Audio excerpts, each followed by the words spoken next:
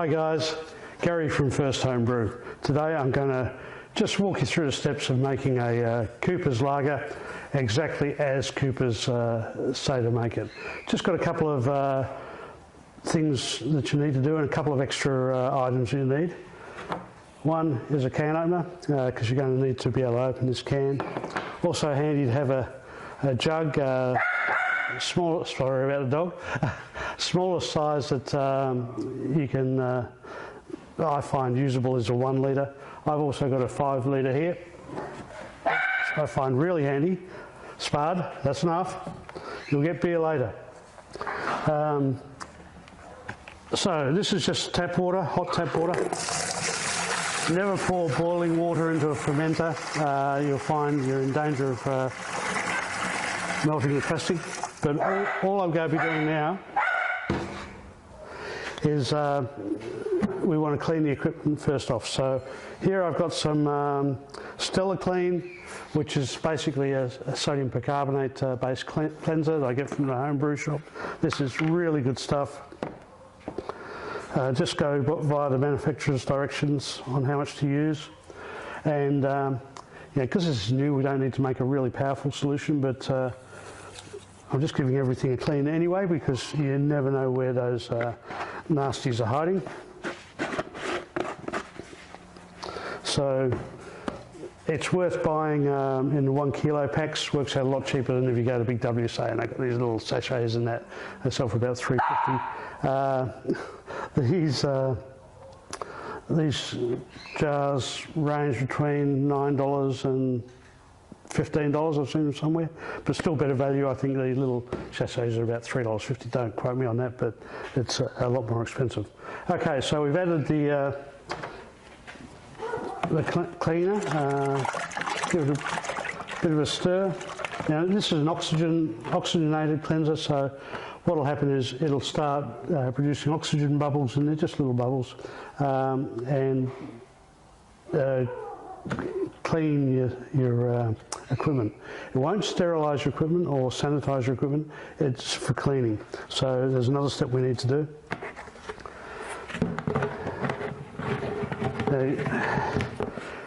Really, with these fermenters, you need to have them in the sink and do all this. It's because I like to give them a bit of a shake, and water's just going to go everywhere with this. But what we'll do instead is just grab a clean sponge, if I've got one here.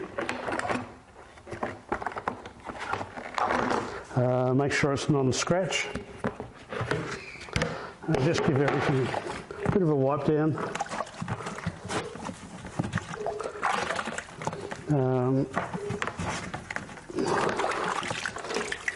Make sure your spoon's properly cleaned.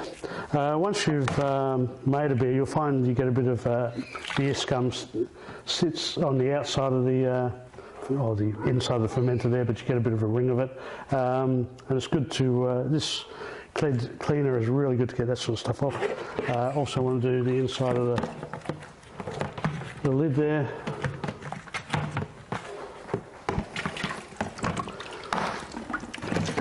In this case, we want to do both sides of the fermentation collar as well. Anything that's likely to touch the beer just needs to be cleaned. We'll just sit out there for 5 minutes while it does its job.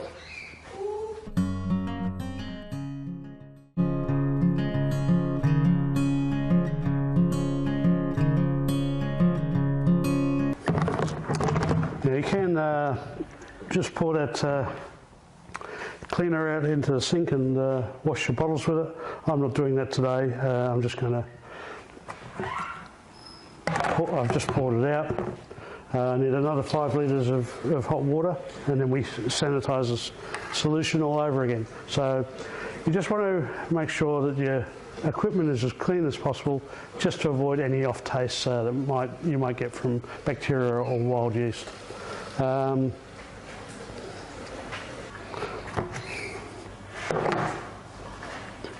Okay, the next stage is to sanitise your gear.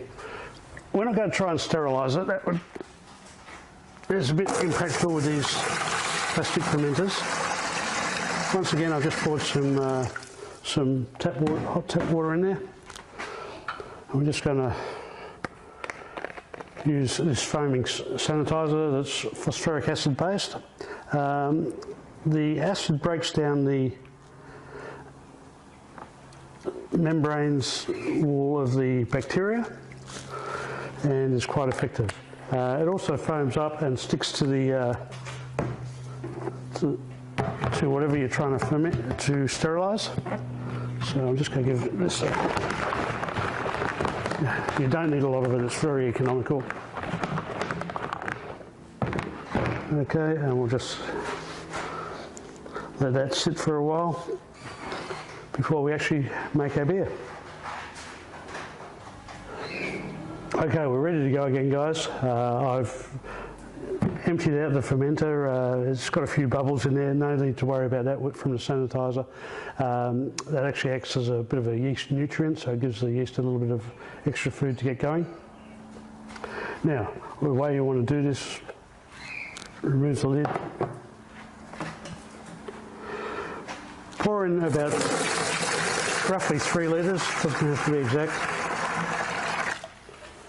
A little bit more of hot tap water. I've just got this straight out the tap. It's about 60 degrees Celsius. The spoon's still in there. It's been sanitised totally. Now we're just going to knock the lid off of the can. Once upon a time it mattered whether you opened from the top or bottom. Nowadays it doesn't. It's the same height on both. Then we've got this beautiful malt extract. Now pour this in. Now you don't want it to stick to the bottom of the fermenter, which it will if you just pour it in a big lump, so stir it as it goes in.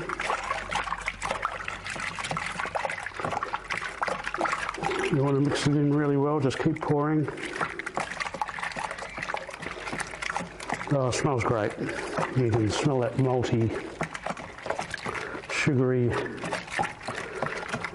Oh, it's just part that I really like about beer is the senses. It just sets them all off. Yeah, because this can is quite cold because it's been sitting outside in the garage. I could have just put in some hot water to let it thin it down a little bit. What I'm going to do is just pour some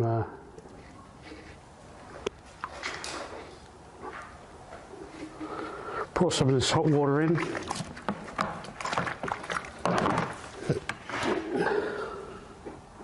You don't want boiling water for this because it will make it too hot to handle.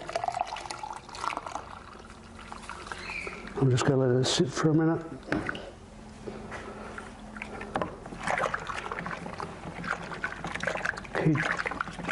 Make sure all that malt's mixed in. At this stage it doesn't matter that it's open to the air, it actually needs some oxygen in there to help the yeast get started. Okay. So I'm just greedy, I want to try and get as much of this malt extract as possible. Now in a kit can like this, what they've done is they've actually already added the hops, so you don't need to add anything else except your brewing sugar. You might do that while it's sitting there fermenting, so we'll open this up. Here's your beer enhancer, which is a mixture of maltodextrin, maltose, dextrose, whatever. But it's a mixture of brewing sugars. It's not white sugar, although it might look like it a bit.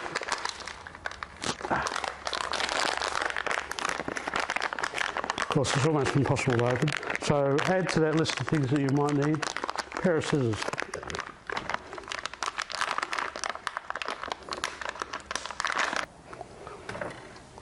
Okay, I've managed to get the beer enhancer, the brew enhancer open. We're just going to pour that in.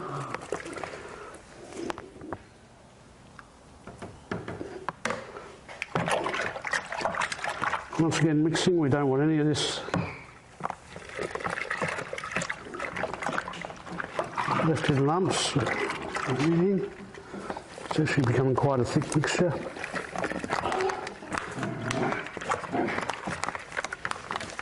Pour the whole lot in, stirring the whole time.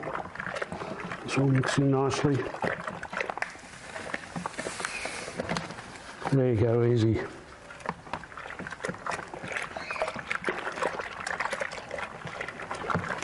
Give that a good stir. Okay, we'll add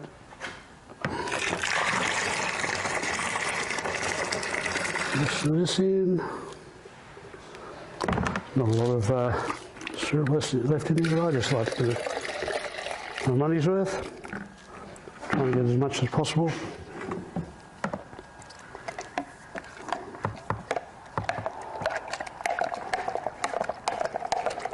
Once again, you don't need to use, thanks Spud, you don't need to use boiling water for any of this process. Just hot tap water will be good. Now we're going to top it up with cold water from the tap.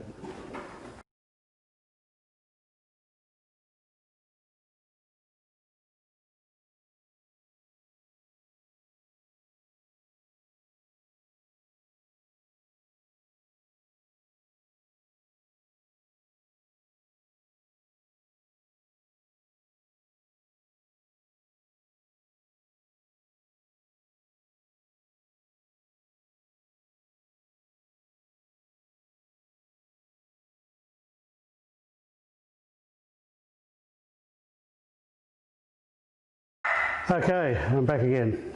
So we've added our cold water. It's sitting at 22 degrees, which is a bonus.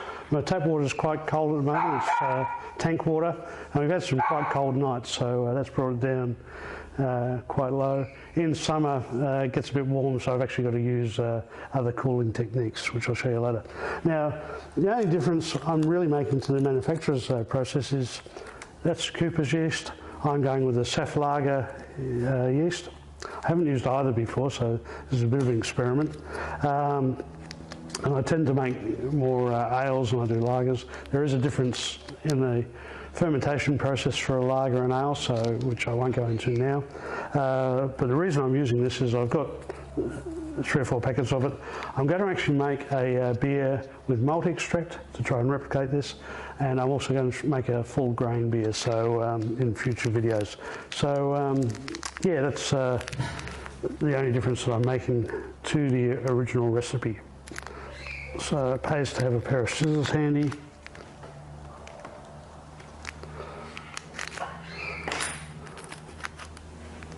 And you literally just sprinkle that around on top of the beer. That's all you need to do, straight from the packet. Finish with a spoon. You can give it a stir if you want. I like to just sit it on there. Lid on top.